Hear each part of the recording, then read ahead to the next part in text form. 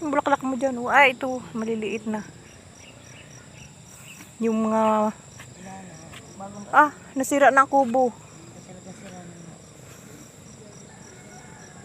Paulan. Na.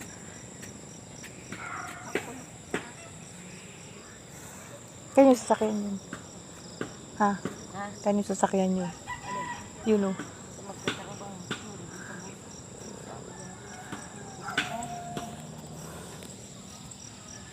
Ang daming papaya.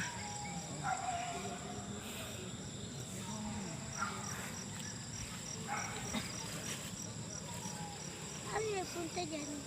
Parang may nagagawa na doon ng bahay. Ano? Doon sa dulong yun.